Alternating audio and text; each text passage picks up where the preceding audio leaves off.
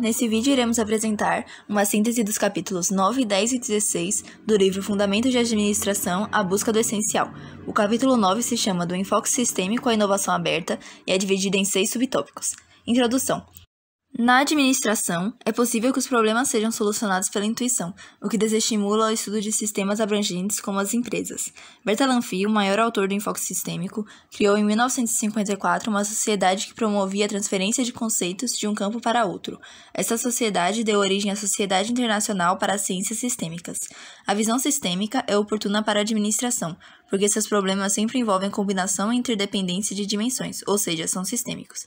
Significado do enfoque sistêmico. O enfoque analítico, que envolve a desmembração de problemas a fim de encontrar sua solução, é limitado e leva erroneamente à crença de que fenômenos complexos podem ser reduzidos às suas partes. Os sistemas complexos possuem algumas características, como seu comportamento é afetado por diversas variáveis, nem todas conhecidas, as relações entre as variáveis não são lineares e a ordem entre as partes surge com o tempo. Em síntese, um enfoque sistêmico envolve 4 suposições. O todo é maior que a soma das partes, o todo determina a natureza das partes, as partes só podem ser entendidas quando considerado o todo, e as partes são interdependentes. Para Senge, autor do livro A Quinta Disciplina, o pensamento sistêmico pode reconhecer padrões e interrelações e estruturá-las com maior eficiência. As limitações do enfoque sistêmico estão na falta de consideração dos aspectos históricos dos eventos analisados e na sua dependência de contribuições teóricas. A organização como sistema aberto. Um sistema aberto é formado por subsistemas que interagem entre si e com o ambiente externo, trocando informações, e possui uma relação de interdependência. O esquema apresentado no próximo slide ilustra algumas características dos sistemas abertos. Aqui temos o esquema entrada, processamento, saída, feedback, onde a informação, os recursos humanos e os materiais são como um tipo de entrada. O processamento seria, por exemplo, a transformação de matérias-primas, as entradas, em produtos, as saídas. Já o objetivo representa o que o sistema quer alcançar.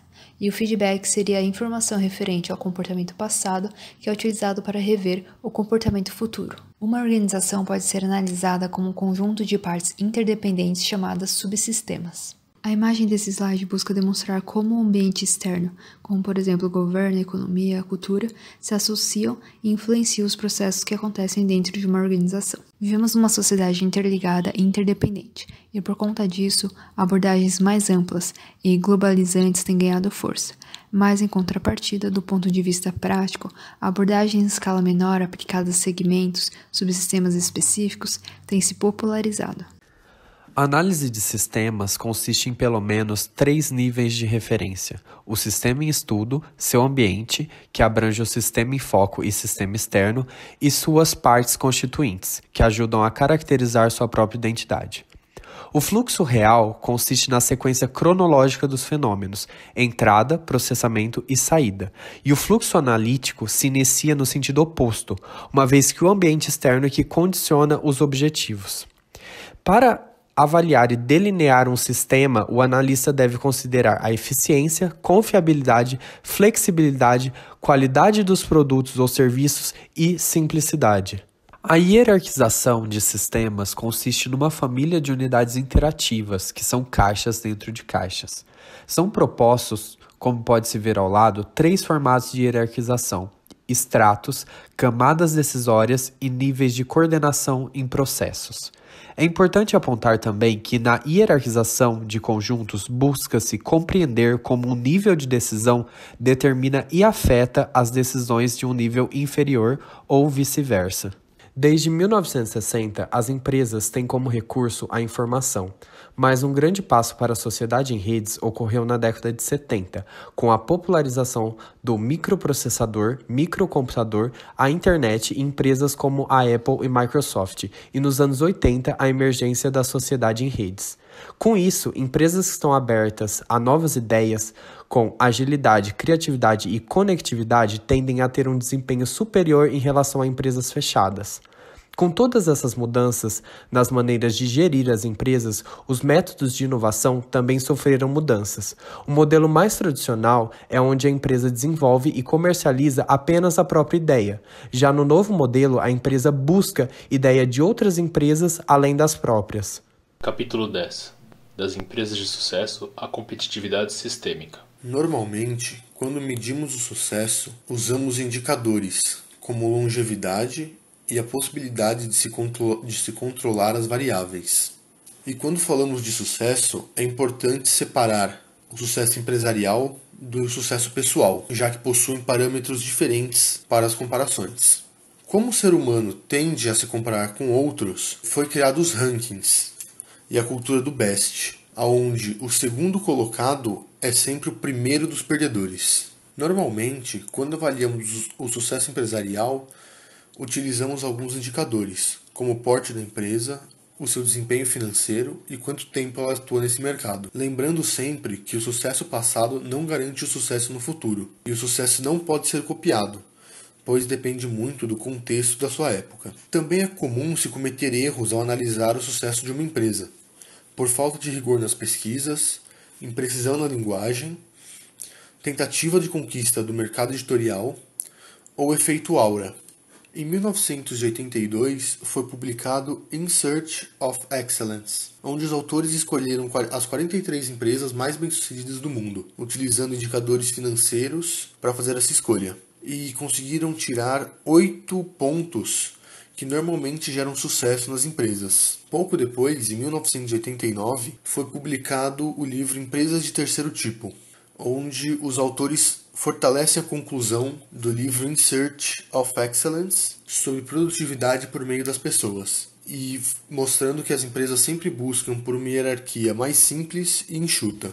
Anos 90. A competitividade sistêmica e a excelência empresarial. A década de 90 foi marcada por fatores como a globalização, o aumento da competição e a ampliação dos mercados mundiais, além da aceleração da inovação tecnológica dos produtos. Nesse contexto, houve o desenvolvimento de uma pesquisa de grande importância pelo MIT chamada Made in America, envolvendo 200 indústrias nos Estados Unidos, Europa e Japão, de diversos setores. O estudo identificou inúmeras causas da perda de competitividade americana, como a interferência governamental, falta de investimento em pesquisa e desenvolvimento, e além de problemas relacionados às relações de trabalho e relacionamento fraco com clientes e fornecedores, devendo-se principalmente a estratégias ultrapassadas de negócio. O estudo foi replicado em diversos países, inclusive no Brasil, o que mostra o fenômeno da competitividade sistêmica, uma preocupação com a competitividade entre países, setores e também as empresas, muito elevada. Nesse caso, pode-se pressupor que o sucesso de uma empresa não vai depender apenas de elementos sob seu controle, que tem que se considerar também a concorrência, as legislações, educação, inovação, mercado de trabalho, fornecedores.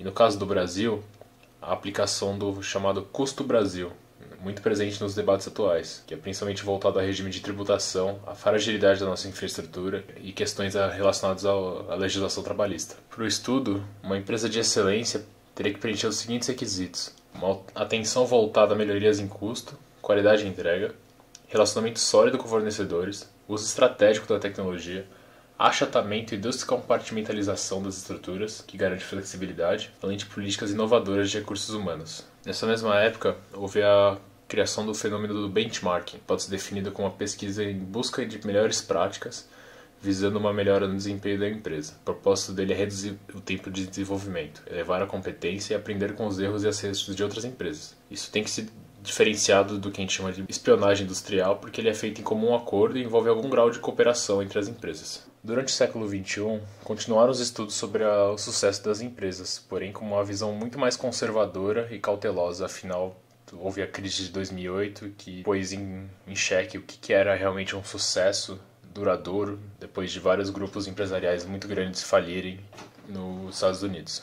Nesse contexto, pode-se analisar a estratégia de Oceano Azul como um exemplo de inovação. No caso, a estratégia representa a criação de novos mercados e uma baixa concorrência, que foi muito adotada por empresas como Cisco, Google, Apple, Facebook, e também para o investidor do século XXI há um acentuamento da preocupação com impactos ambientais, governança e social. Nas pesquisas mais recentes, pode-se destacar 4 princípios para o sucesso duradouro, que são a utilização mais intensiva dos meios disponíveis antes de explorar novas alternativas, diversificação da carteira de negócios, lembrar-se dos próprios erros e ser conservador sobre mudanças. Em resumo, não se sabe se é possível criar de fato uma fórmula científica para o sucesso, e mesmo se fosse, restam muitas dúvidas sobre a possibilidade de copiá-la. A crise de 2008 ajudou a intensificar os questionamentos sobre a eternidade das estratégias que funcionaram por décadas, mas que poderiam deixar de funcionar de repente. Tais questionamentos, no entanto, não invalidam a literatura do sucesso empresarial. mostrando que apenas deve analisar com prudência as afirmações do gênero e entender que no final o sucesso pode ser circunstancial e bem difícil de se replicar. O capítulo 16 é chamado Áreas Funcionais da Empresa e é dividido em 7 subtópicos. Primeiro eu falarei da introdução. Na administração, os profissionais tendem a se concentrar em funções. Henri Fayol, um dos teóricos clássicos da ciência da administração, no século XX, definiu o administrador como responsável pela coordenação das funções da organização. Foram estabelecidas 4 funções principais das empresas: marketing, gestão de pessoas, finanças e operações. A diferença é entre multifuncional e funcional. A administração de uma empresa pode agir internamente em cada uma das funções. Atualmente, a administração de cada uma das 4 funções é distribuída em níveis hierárquicos. A administração multifuncional está presente nos níveis hierárquicos mais altos e demanda o conhecimento geral de todos os setores da empresa, pois toma decisões que afetam todas as funções. Já a administração funcional exige expertises e é responsável pelo gerenciamento de cada função individualmente. Cada função tem suas particularidades e objetivos. Há, assim, a necessidade de os objetivos específicos estarem alinhados com o objetivo global. A seguir serão explicadas as 4 áreas destacadas previamente.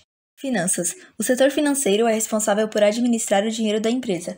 As decisões do administrador financeiro são divididas em decisões de investimento, que se referem à forma que a empresa deve aplicar o capital financeiro de forma a obter o melhor resultado, decisões de financiamento e remuneração, que se referem à captação de capital, e as decisões de controle, que abrangem o planejamento e o controle das operações financeiras. Empresas possuem metas estipuladas de lucro e valor. O lucro segue conceitos conservadores com razoável grau de arbitrariedade e sujeitos à manipulação. Tem uma visão a curto prazo e reflete o passado, enquanto que o valor reflete o quanto de dinheiro a empresa irá gerar no futuro. Devido ao valor ser uma projeção manipulável, o lucro se mantém a linguagem principal para os objetivos da organização. Marketing. O marketing é o responsável pela conexão entre a empresa e o cliente. Se sustenta por 2 pilares, o de transação e relacionamento e o de valor.